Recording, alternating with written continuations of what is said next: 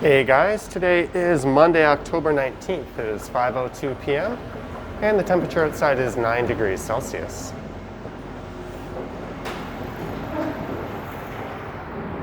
That was Bloor-Yonge Station I just exited.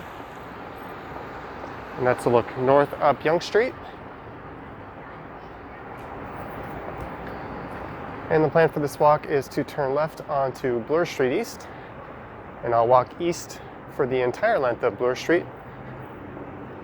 And then cross the Bloor Viaduct to where Bloor Street becomes Danforth Avenue, and then finish up around Broadview Station. The entire walk should be somewhere in the neighborhood of 3 kilometers or so. It is raining lightly. I do have my umbrella in the backpack. So if it does start to come down heavier, I will pull it out.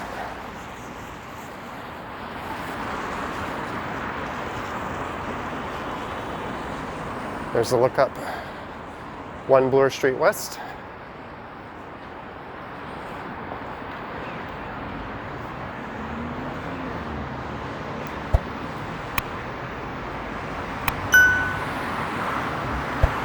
And now I am walking east on Bloor Street East. On the other side of Yonge to the west, it is referred to as Bloor Street West.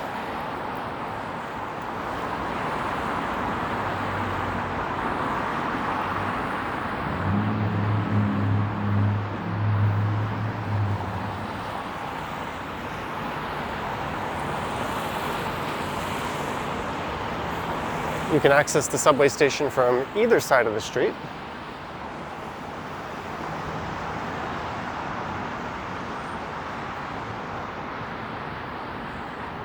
And I'll be going by Sherbourne Station and Castle Frank Station on line 2 before getting to Broadview Station, which is just at the start of Greektown.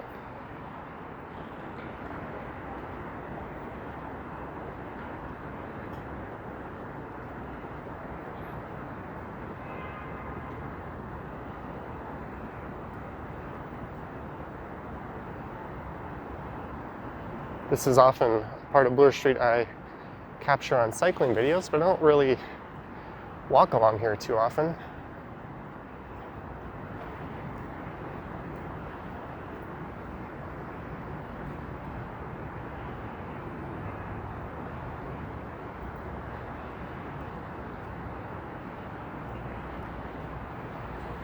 The next major street just up ahead will be Church Street.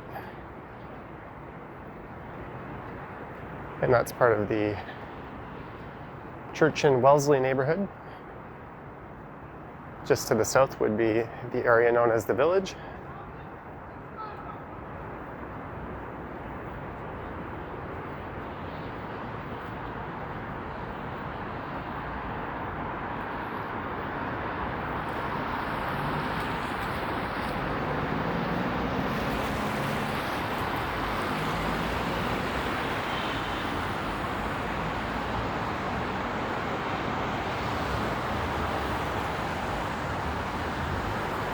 I can't imagine this plot of land here will remain a parking lot for too much longer.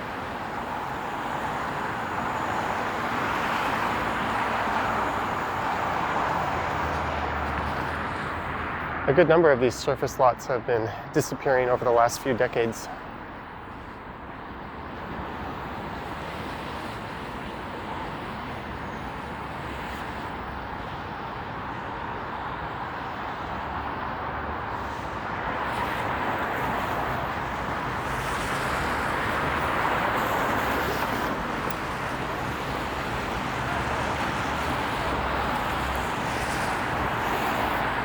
Church Street kind of turns west just up ahead there, and it comes to an end at Yonge Street.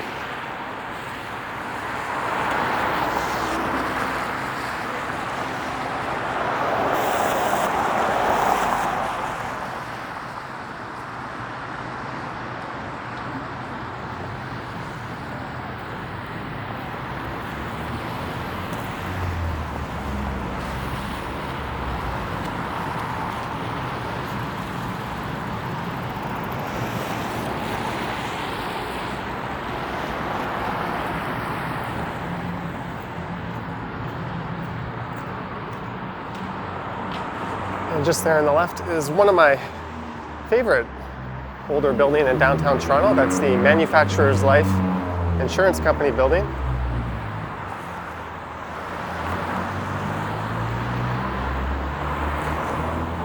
It's now home to Manulife Insurance.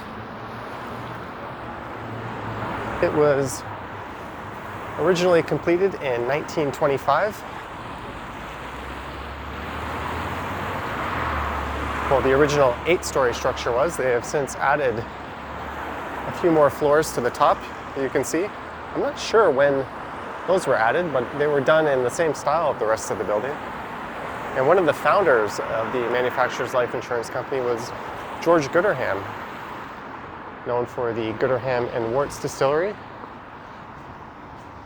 of the Distillery District fame and the Flatiron Building.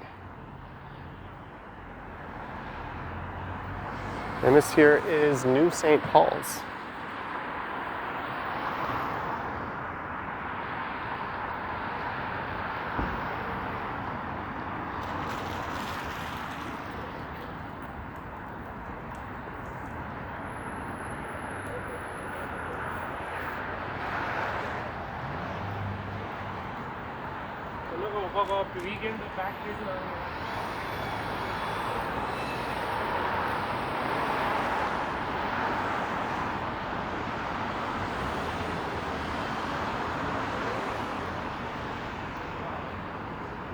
It's kind of a striking old church. I think this goes back to sometime in the late 1800s, and part of it was built in 1919, I believe, as well.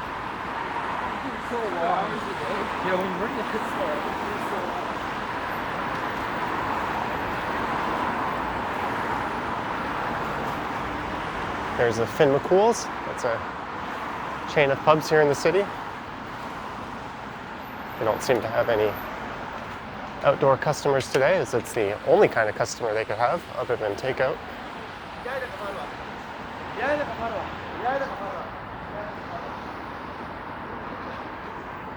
There's a rather interesting sculpture or statue, whatever you want to call it, on the other side, but I can't really get a close look to it from over here, or look of it. And this is Ted Rogers Way. This was formerly the northern part of Jarvis Street, but in 2009 it was named after Ted Rogers, who was a Canadian media mogul. You may have heard of Rogers Communications. That's sort of where they have their big, evil-looking downtown campus right there. And just to a block south of here is where Jarvis Street begins.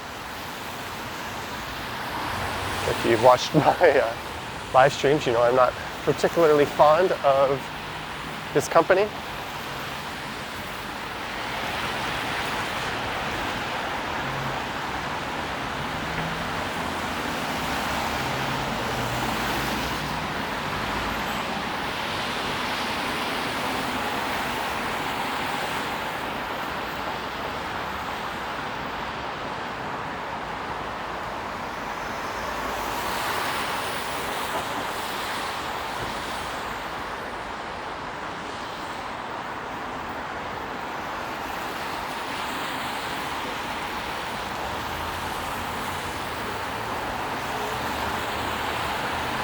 And just below here is Mount Pleasant Road.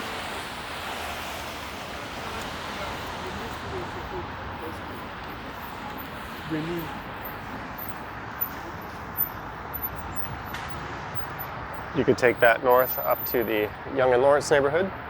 It's one of the quicker ways to go north to south across the city.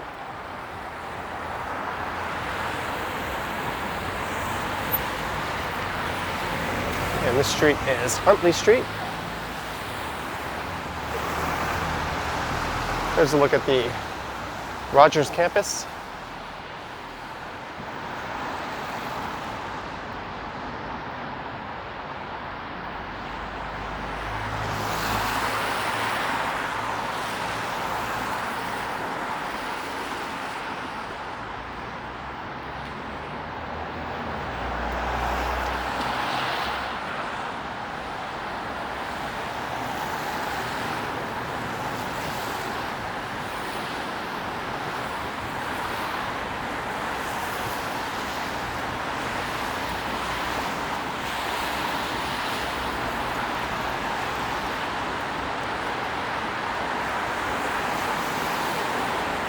And I think this is where the National Post is headquartered. It's a national newspaper. I'm not too up on my newspaper knowledge, but I think it was started by Conrad Black. I just have to make sure that Popeyes is doing a good business. We need those to stay healthy during the pandemic. And it was created as a second national newspaper, sort of as a counterpoint to the Globe and Mail. When I was growing up, there was always the Toronto Sun, which was kind of your tabloid rag-style newspaper, and then you had the Toronto Star, which was a bit more serious.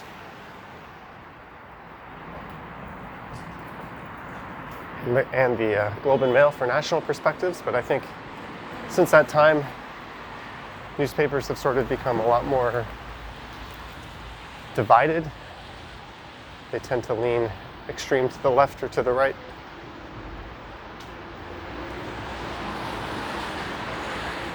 And I think that's true of the Globe and Mail and the National Post as well. So here is Sherbourne Street. That is Sherbourne Station there in the corner.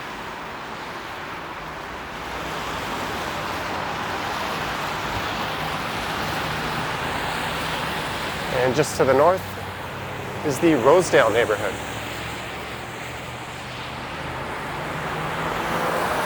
That's one of the most affluent and nicest neighborhoods in the city. And just to the south is the St. Jamestown neighborhood, which you might describe as the opposite of that. Although I certainly think it's not a bad place.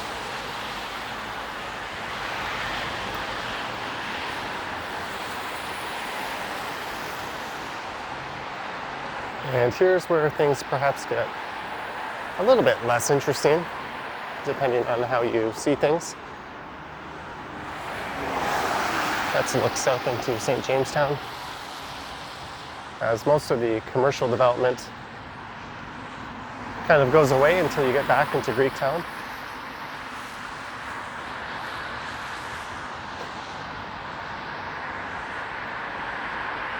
The next major street I'll be passing is Parliament Street.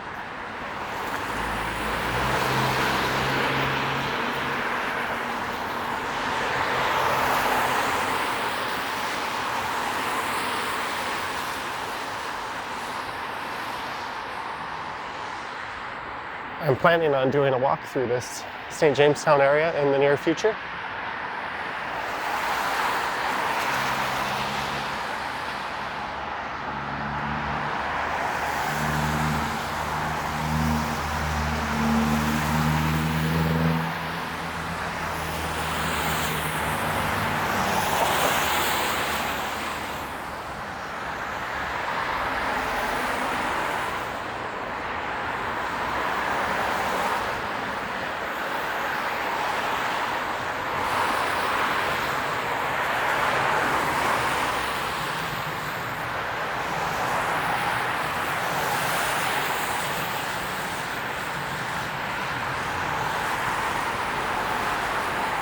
And this is the Church of St. Peter and St. Simon the Apostle. Looks kind of like an old fire hall.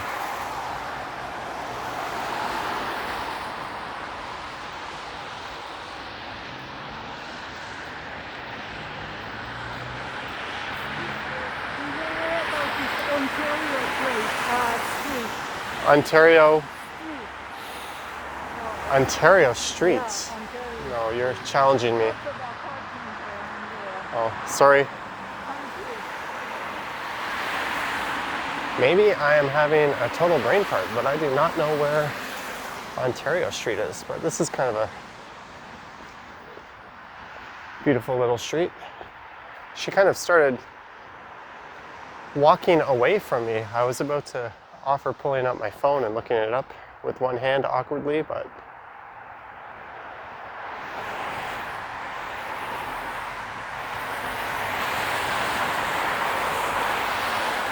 Hopefully she'll find out where she's going.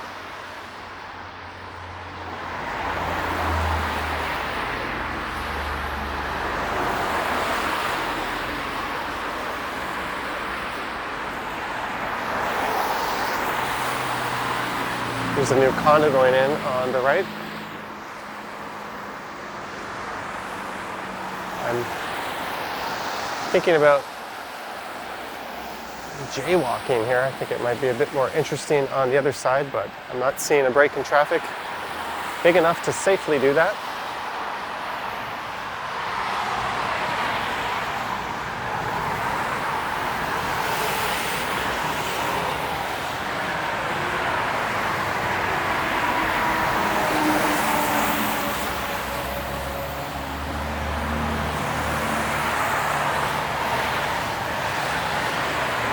Just down in there is the Rosedale Ravine, which I think would be particularly nice at this time of year. Looks like those people pulled their bikes out from a ride down in it.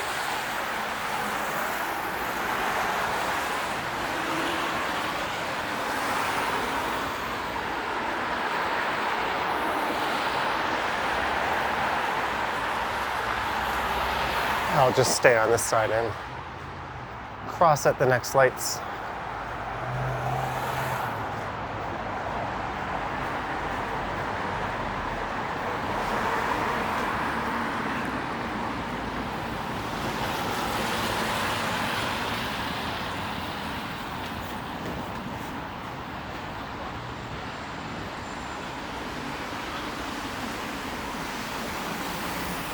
And this is Parliament Street. This will take you down through the Cabbagetown neighborhood, all the way down to where the Distillery District is.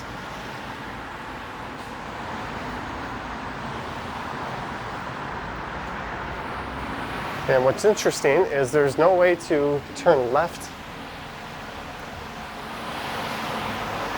onto Bloor Street from Parliament.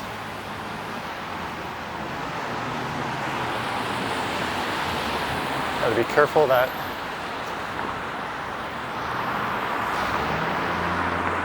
no cars try to kill me there.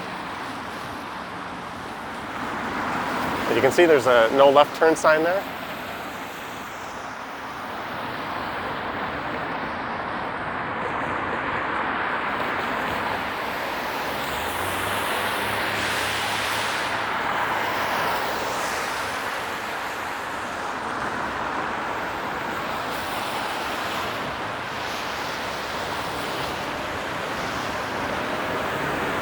Hopefully I'll get a crossing sign here. Sometimes this intersection doesn't signal pedestrians to walk through. I did press the button, but I might have done that a bit late.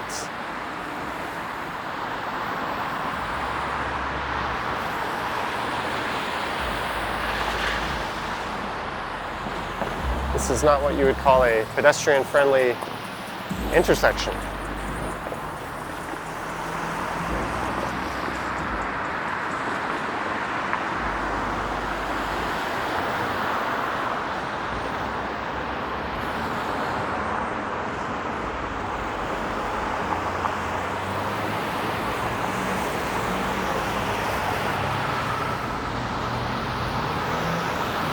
Let's just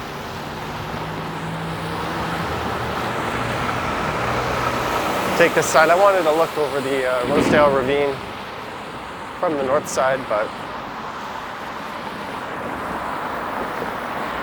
I also don't want to spend 30 minutes waiting for the light to change.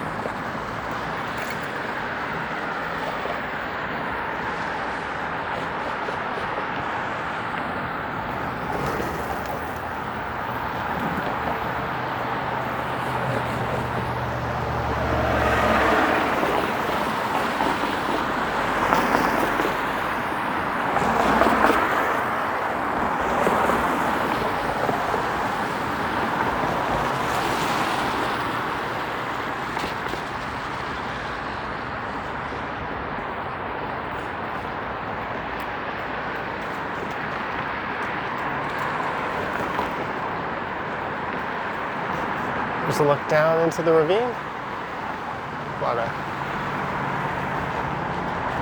pretty colored treetops.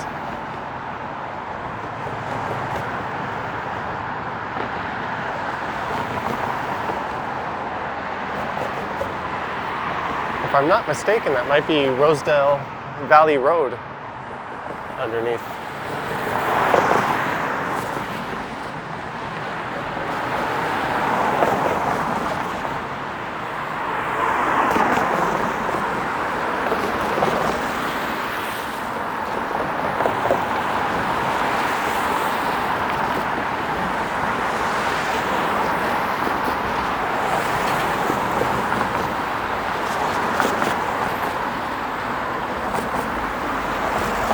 That's Castle Frank subway station on the left there.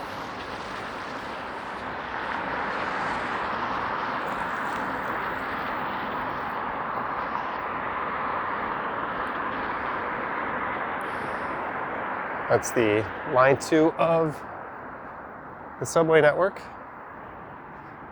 It does run east to west. It opened in 1966.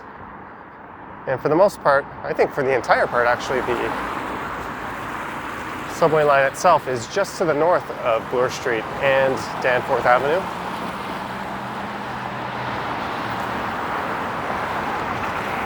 This is Castle Frank Crescent. I came down here on a walk I did to the Rosedale Heights stairs.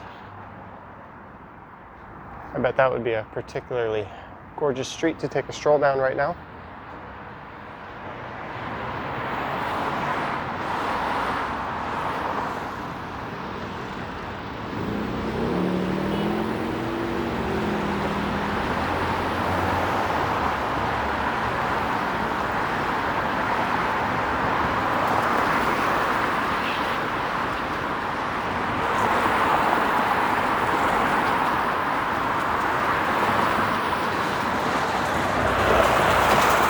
And the last time I walked this way, it was actually on a live stream I did a long time ago. That was one of the first live streams I did, and I was on the north side of the street. I started it off in that park right there.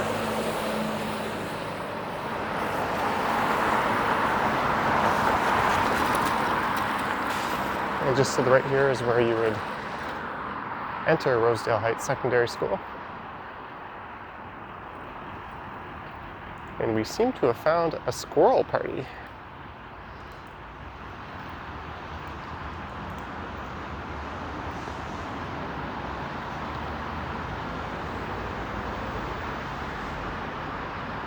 They're all enjoying their little feeding frenzy.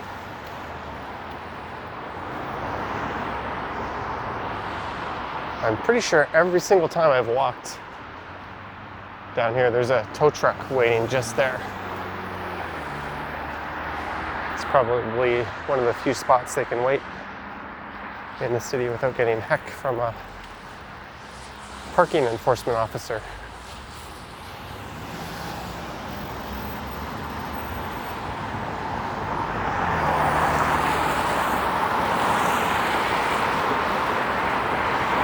And coming up ahead here is the Prince Edward Viaduct, sometimes known as the Bloor Street Viaduct.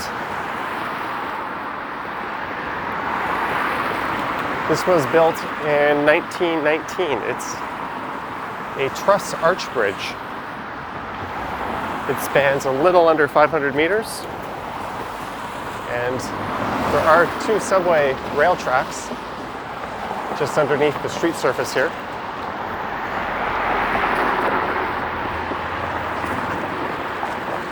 And this barrier you see on either side of it was added back in 2003.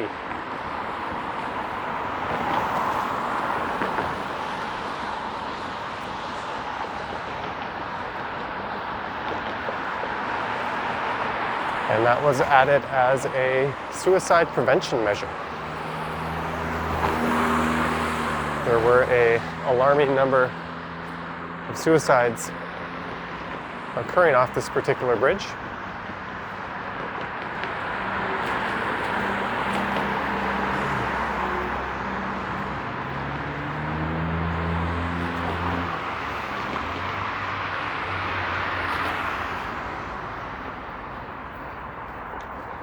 And I think the total cost was about $5.5 million to add these steel cable barriers, or whatever you would call them.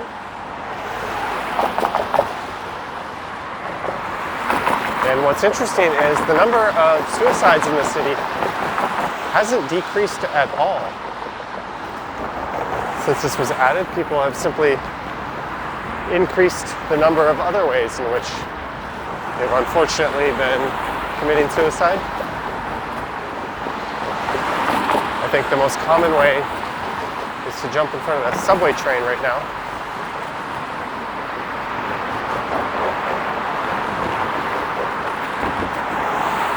But it was a known problem spot, so it was definitely something worth tackling.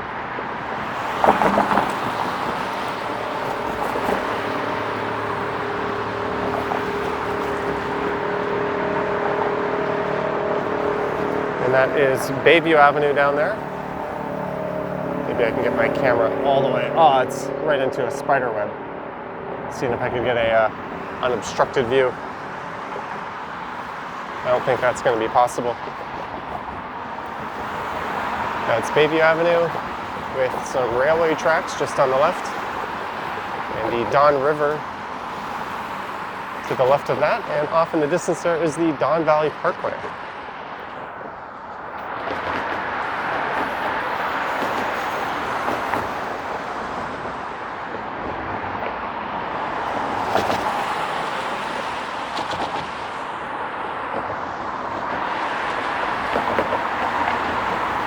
I'll take another peek over the viaduct just up ahead here. I'm also kind of keeping my eye out for a large break in traffic.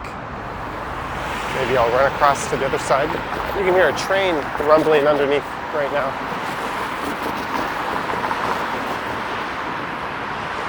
So just to the south down there would be Lake Ontario. Well, not just to the south, but quite a ways to the south.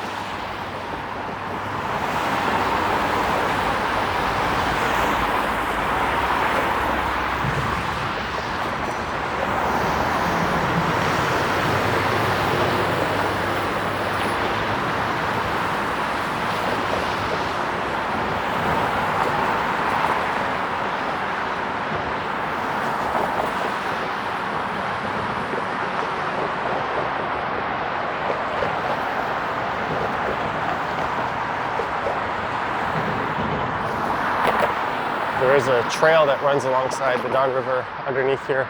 I recently did a Thanksgiving Day bike ride along that trail, so if you're curious, you could look that up. I also did a ride down it on Canada Day. So it seems whenever there's a holiday, that's where I gravitate to for some reason. So I guess you can look forward to my Halloween day ride down the viaduct.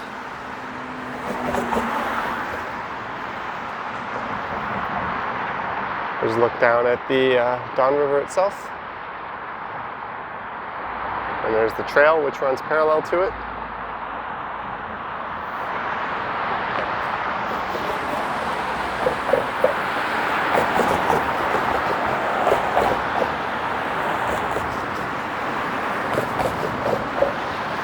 And I don't think I'm getting that break in traffic. It's one of the things when you record videos like this, sometimes you want to be on one side of the street, and then you want to be on the other side of the street, and it's not always possible. So you just got to try to make the most of it.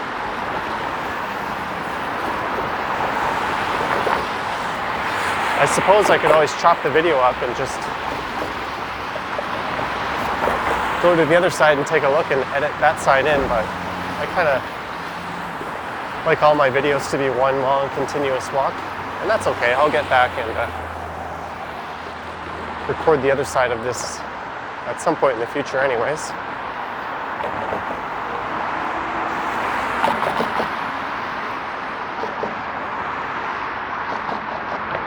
And right here, I think this side, despite the other side having a bit more foliage to look at, I I think you get the real money shot on this side because you have the whole skyline in the background.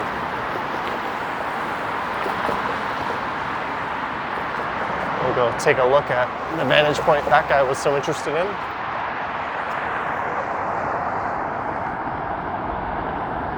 That's a pretty phenomenal view.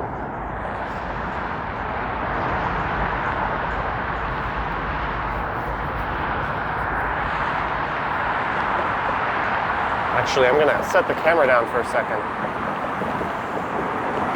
Can I do that in a way? No, it's gonna fall over. I don't feel like watching this camera fall off the edge of this bridge, and I was gonna pull out my phone and take a nice picture of that, but that'll have to wait.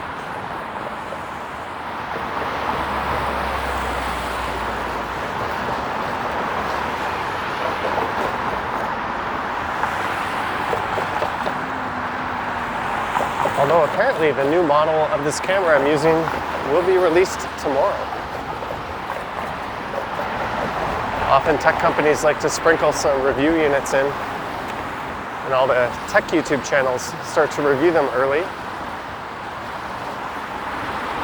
But in this case, I think they're just going ahead and releasing it before anyone's had a chance to review it. So I will probably just buy it. So hopefully we've got some better quality videos coming their way to the channel. If not, this will have to do.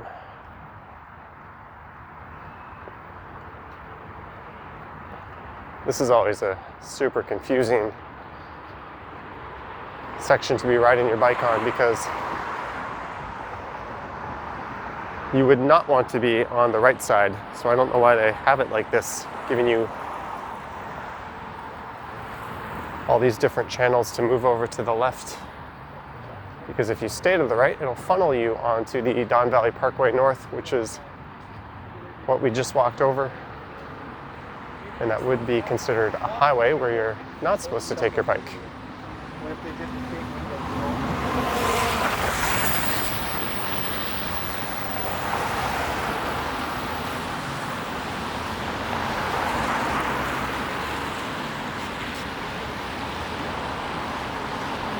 And here we are in glorious Greektown. I should have mentioned right when I came off the bridge, Bloor Street East ended and became known as Danforth Avenue.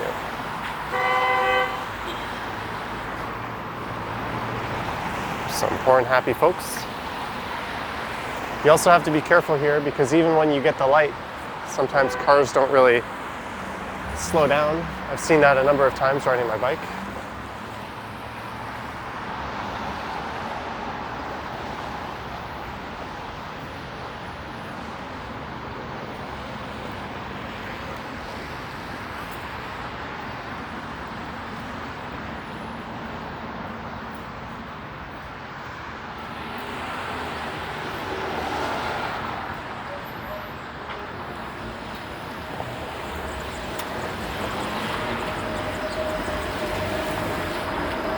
So this here is Broadview Avenue.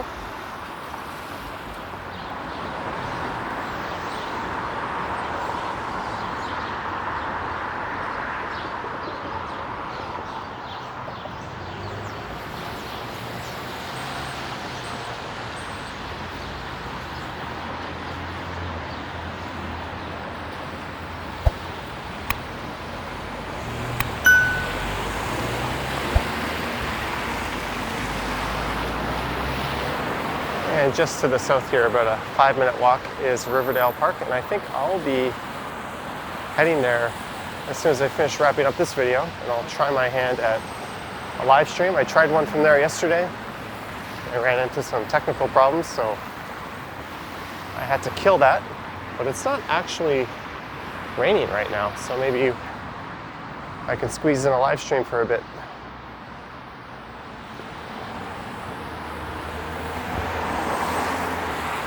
Here's Broadview Station. You can hop on a few different streetcars and buses here, as well as the subway, of course.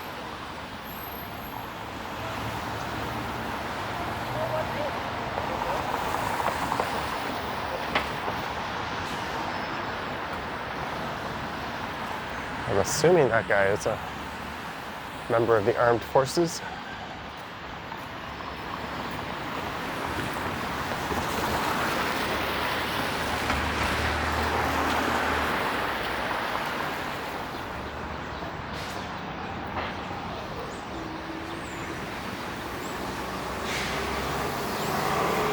All right, and here we are. I think this is as good a place as any to wrap this up. This is the Broadview subway station parkette.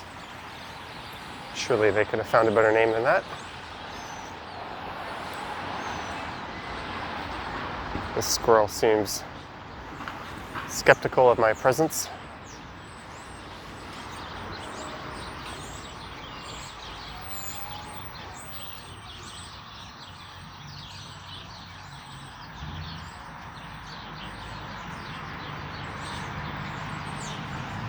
Do not feed the birds. Why do I have a feeling that goes ignored?